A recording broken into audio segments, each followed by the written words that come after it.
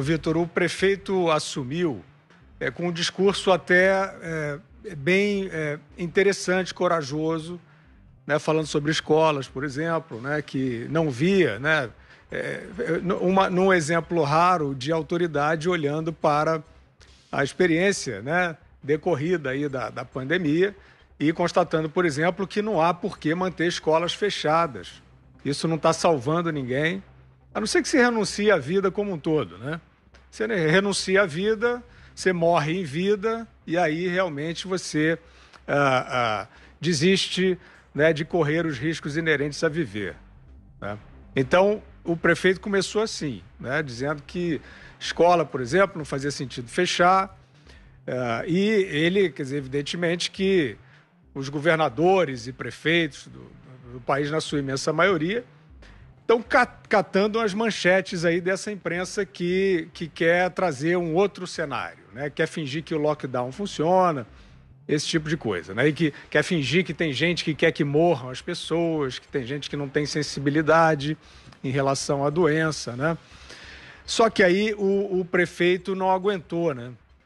O prefeito Eduardo Paes, que veio com esse discurso, eu acredito que ele tenha, de fato, esse senso crítico, esse desejo. O Eduardo Paes é um político que gosta de trabalhar, não tem medo do trabalho.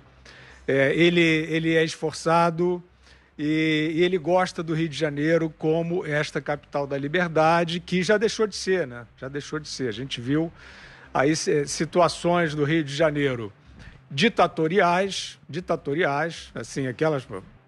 Uma mãe e um filho sendo jogados dentro de um camburão em Copacabana, princesinha do mar. Acabou, né? Acabou. Você não viu nenhum dos boêmios, dos cariocas indomáveis, dos humanistas, né, de plantão.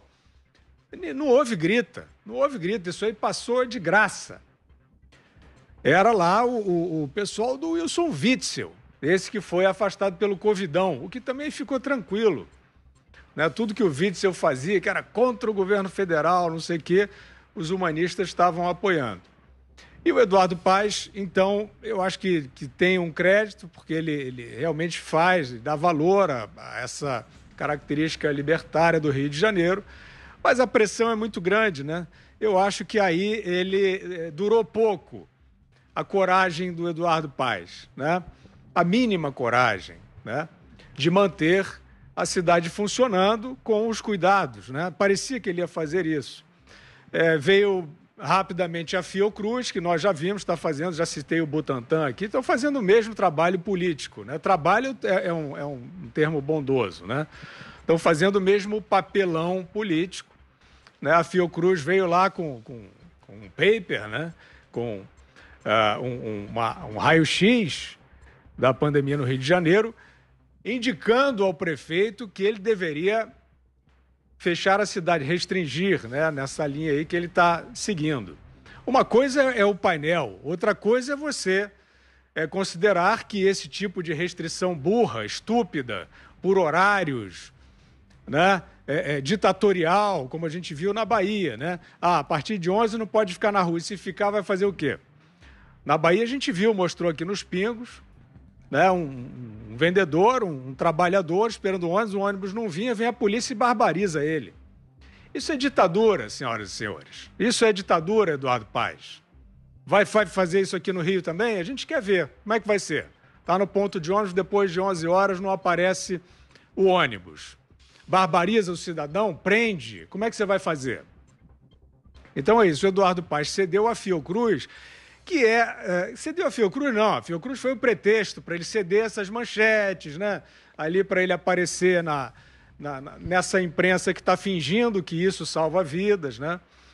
Aí ele foi lá e cedeu, né, a esse mesmo pretexto da Fiocruz, que eu quero lembrar aqui, que tentou, junto com o Wilson Witzel, eu vou repetir bastante esse nome sempre aqui, Wilson Witzel, governador de direita, conservador, que veio para matar bandido, não sei o que lá, e foi afastado no Covidão. Foi afastado no Covidão.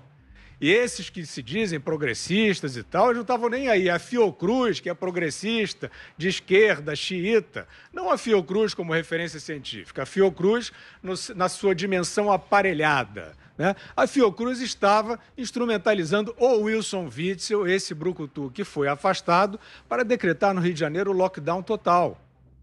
E isso quase aconteceu, só não aconteceu porque a polícia chegou antes. A polícia chegou antes no Covidão.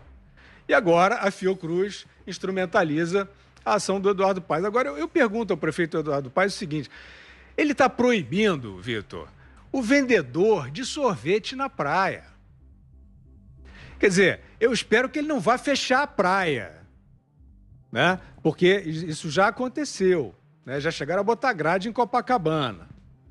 Então, agora, a praia não está fechada, mas, no entanto, o vendedor ambulante que está ferrado, né? Que está dependendo de auxílio emergencial aí, que nesse momento não tem, acho que vai voltar a ter, ele não pode vender o sorvete na praia.